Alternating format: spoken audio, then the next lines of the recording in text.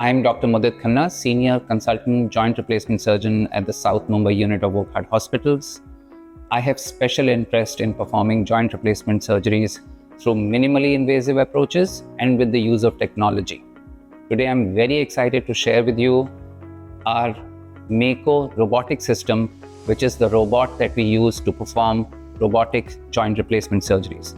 So let me walk you over through what a robotic joint replacement surgery really entails. We can perform a robotic surgery not just for the knee, we can perform it also for the hip, even for the spine. There are a number of applications of robotics in orthopedic surgery. Today, we are showing you a setup to perform a knee replacement surgery using the Mako robotic arm. So come, let's see what this system entails. Essentially, the robot is composed of three components. What is there on your left, right out there, is the robotic arm. This is the arm with which we will be executing the particular surgery. But where does this arm get its information from? So we've got a main guidance module here. This is where all the surgery is planned, where we try to exactly match the components to the patient's native anatomy and then try to reproduce that anatomy on that patient. Here is a camera that you can see, and this is the screen that is visible to us as a surgeon because the patient is lying on the bed there as we perform the surgery. The patient has a set of arrays that communicate with the camera and give dynamic or real-time information about what is happening to the knee to the guidance module, where all that information is fed. We then use that information to modify our preoperative plan and to execute it to perfection on the patient for that particular patient. The precision offered by the robotic system is up to 0.5 millimeters, definitely less than a millimeter.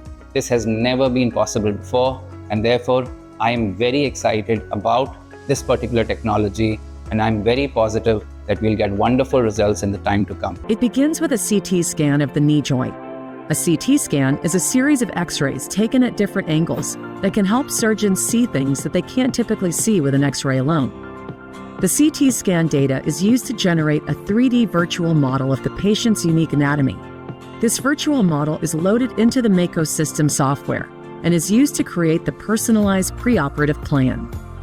Prior to surgery, the surgeon reviews the plan size and placement of the implant, and if necessary, modifies the preoperative plan in order to better position the implant to the patient's unique anatomy. During surgery, the surgeon locates points on the knee in order to register the anatomy in the Mako system.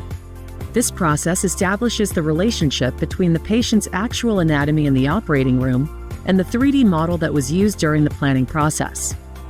This step helps ensure the procedure is executed to plan. Once the anatomy is registered to the 3D model, the surgeon has the flexibility to modify the preoperative plan based on their assessment of the patient's anatomy and range of motion. Then, the surgeon guides the robotic arm to remove the arthritic bone and cartilage from the knee. A virtual boundary provides tactile resistance to prevent the surgeon from removing more than just the arthritic bone identified in the preoperative plan. And visual cues, shown in green, appear on screen to show how much bone to remove. Collectively, these cues help the surgeon stay on the preoperative surgical plan. With the diseased bone gone, a knee implant is inserted into the joint space. And once the surgeon is comfortable with the knee's movement, it's off to the recovery room to begin the journey towards strengthening the knee joint. So we are all getting ready. The patient is ready. We're scrubbing up, taking the necessary aseptic precautions, and all set to start the case.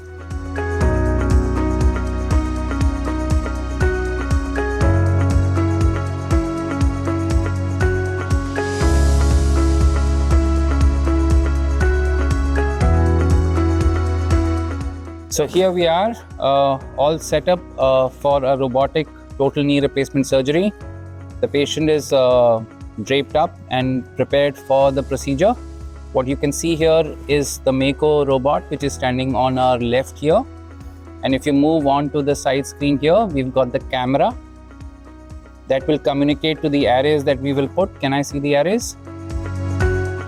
The arrays that we will be attaching to the patient's tibia and to the patient's femur.